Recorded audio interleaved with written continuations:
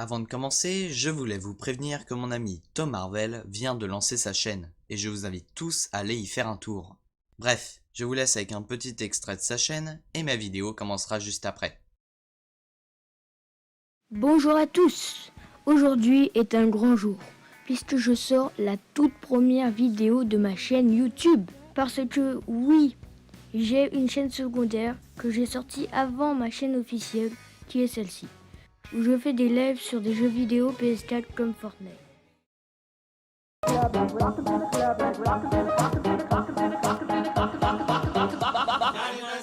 Bag it. I'm gonna pop some tags. Only got $20 in my pocket. Looking for a come up. This is freaking awesome. Salut à tous! Aujourd'hui, une vidéo qui me réjouit énormément. Avant de vous expliquer pourquoi, il faut parler de ce que nous avions comme info sur la phase 4 il y a moins d'un mois. Avant la Comics-Con, nous ne savions que très peu de choses sur la future phase du MCU. Les Éternels, Black Widow et Shang-Chi, voici les noms des films que nous étions sûrs de voir au cinéma. Bon, n'étant pas un grand fan des Éternels, le film ne m'emballait pas tellement.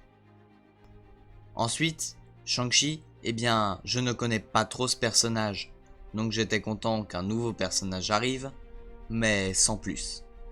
Black Widow, eh bien j'étais heureux qu'elle ait son film solo, mais maintenant que Endgame est sorti, nous voulons voir ce qu'il se passe après, et non avant. Seul le méchant m'intriguait. D'un autre côté, depuis longtemps, les séries Netflix me faisaient presque peur. Nous ne savions pas si ces séries faisaient réellement partie du MCU, et nous n'osions même pas espérer voir les personnages utilisés dans un film. Pour vous donner une idée, je vais énumérer une partie des personnages que cela concerne. Ghost Rider, Luke Cage, Daredevil, Iron Fist, Punisher, Jessica Jones, Cloak, Dagger, Medusa, Black Bolt et bien d'autres. Bref, imaginez le potentiel de ces personnages qui n'auraient jamais combattu aux côtés de nos héros du MCU. Quand la Comics-Con a eu lieu, de bonnes nouvelles sont arrivées. Le retour du mandarin et des 10 anneaux dans Shang-Chi, l'alliance de Scarlet Witch avec Doctor Strange dans Doctor Strange 2, avec Nightmare comme méchant, Mighty Thor dans Thor 4, Taskmaster dans Black Widow, et même un film ou une série Blade. Bref, que du bonheur. Ensuite, j'ai appris que toutes les séries Netflix s'arrêtaient pour de bon. Vous avez compris là où je veux en venir? Si l'on regarde dans les comics, Shang-Chi est très lié à Iron Fist, Spider-Man au Punisher et à Daredevil, enfin bref. De mon côté, je pense et j'espère que les héros Netflix vont être rebootés et intégrés au MCU.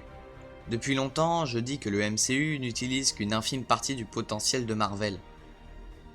Je pense que la phase 4 va nous introduire un nombre incalculable de héros. En plus, 3 dates ont été dévoilées, mais nous ne savons pas quels films sortiront ces jours-là. Dans la série WandaVision ou Doctor Strange 2, Wiccan et Speed, les fils de Vision et Wanda, pourraient naître. Avec Kate Bishop dans la série Hawkeye, un film Young Avengers est une possibilité à ne pas écarter. Un film héros à louer serait aussi une véritable surprise avec Luke Cage, Daredevil, Iron Fist et Jessica Jones. La phase 4 sera encore mieux que je l'espérais. Je ne dévoilerai pas toutes mes idées pour laisser place à de nouvelles théories, mais bref.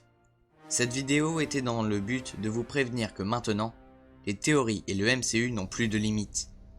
N'importe quel personnage peut être utilisé, à part Spider-Man, mais comme Sony nous l'a montré, des collaborations sont possibles. Qu'en pensez-vous? En tout cas, je vous dis à bientôt pour de nouvelles vidéos et théories. Ciao! I'm gonna pop some tags. Only got $20 in my pocket. Ah oui, et je vous invite à liker, à vous abonner et à partager la vidéo. Allez, ciao!